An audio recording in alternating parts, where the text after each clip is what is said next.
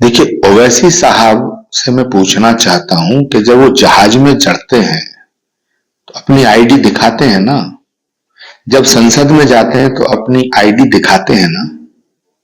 जब वोट डालने जाते हैं तब भी अपनी आईडी दिखानी पड़ती है।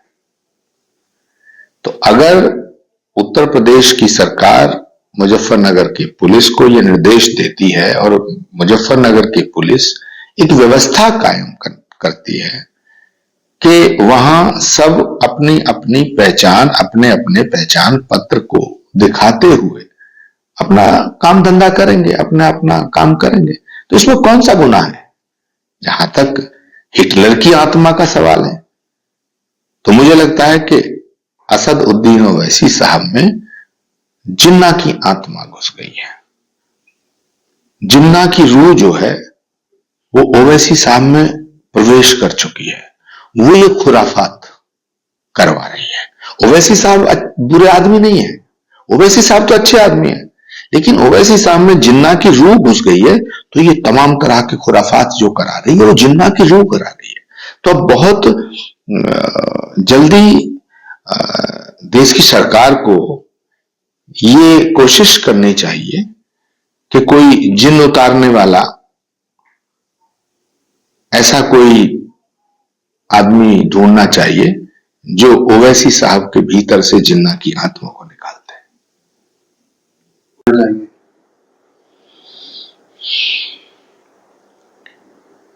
देखिए, सवाल एक विधेयक का नहीं है, सवाल इस देश के कानून का है, सवाल इस देश के संविधान का है, सवाल इस देश के फंडामेंटल्स राइट्स का है। तो अब वो समय आ गया है, अब वक्त आ गया है कि अब इस देश को ये फैसला करना पड़ेगा कि ये देश संविधान से चलेगा, रूल ऑफ लॉ से चलेगा, या अपने अपने निजी कायदे कानून परंपराओं ट्रेडिशन और अपने अपने पर्सनल लॉ से चलेगा। देश की सरकार को और राज्यों की सरकार को मिलकर के एक विस्तृत चर्चा और चिंतन करना चाहिए। भारत की संसद को भी ये सोचना चाहिए और उस पर विचार करना चाहिए। अब वो समय आ गया है कि भारत की आजादी के जब हम 100वें वर्ष में प्रवेश करें तो भारत एक सशक्त लोकतंत्र, स्वस्थ लोकतंत्र और समृद्ध लोकतंत्र होना चाहिए।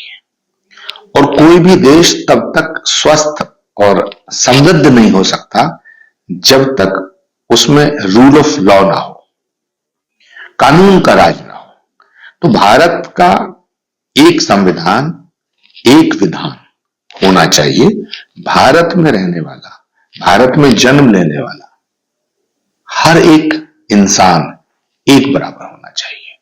तो उसके नियम, उसके कायदे, उसके कानून, उसके अधिकार समान होने चाहिए। देश में इस तरह की व्यवस्था देश के लिए ठीक नहीं है कि एक आदमी पर कानून दूसरा, दूसरे पे तीसरा, तीसरे पे चौथा।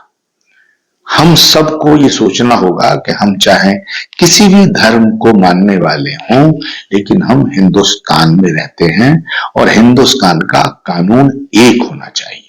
मैं असम सरकार के इस फैसले का समर्थन करता हूं। विपक्ष के सवाल सामने, देखिए, विपक्ष पहले ऐसा नहीं था, लेकिन जब से राहुल गांधी की संगत में आया है, अखिलेश यादव जी तो बहुत अच्छे इंसान है, लेकिन जब से राहुल जी की संगत में आए तब से वो हिंदू, सनातन, कांवड़ इसके विरोध में हो गए। अखिलेश यादव चाहते हैं कांवड़ यात्रा बंद हो जाए, और क्यों चाहते हैं ये उन्हें बताना चाहिए। शिव भक्तों की तपस्या को, शिव भक्तों की तपस्या से किसे प्रॉब्लम हो सकती है? कभी कोई अड़ंगा डालना चाहते हैं, कभी कोई अड़ंगा डालना चाहते हैं।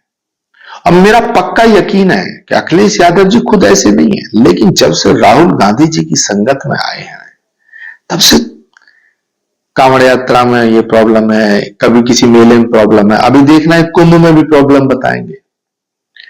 थोड़ी देर बाद ये कभी कहेंगे वैष्णो देवी की यात्रा में प्रॉब्लम है, कभी कहेंगे जगन्नाथ यात्रा में भीड़ ज्यादा होती है, कभी कहेंगे दशहरे के मेले में भीड़ ज्यादा, कभी कहेंगे कल्की धाम का कल्की महोत्सव बंद होना चाहिए।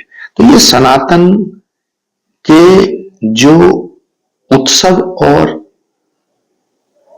समारोह है, तपस्या, साधना, यात्रा, ये सबको बंद करना चाहते हैं। इनकी दिक्कत सनातन है और ये इस देश की जनता को सोचना पड़ेगा। ये तो हाथी के दांत की तरह हो रहे हैं, दिखाने के और खाने के और। वैसे मंदिर मंदिर जाते हैं, जनेऊ धारण करते हैं, रुद्राक्षी माला धारण करते हैं, संतों के आशीर्वाद लेने का ड्रामा करते हैं। इनका ना श्रद्धा से संबंध है, ना आस्था से संबंध है। ये अपने वोट बैंक की राजनीति में इस देश की संस्कृति, इस देश की सभ्यता, इस देश के संस्कार और सनातन से नफरत करते हैं। नमस्कार, मैं हूं मानक गुप्ता। अगर आपको हमारा ये वीडियो पसंद आया हो तो इसे लाइक और शेयर जरूर करें, और हां, हमें सब्सक्राइब और फॉलो करना ना भूलें ताकि आप देश और दुनिया की कोई खबर मिस ना करें। तो जुड़े रहिए हमारे साथ और देखते रहिए न्यूज़ 24।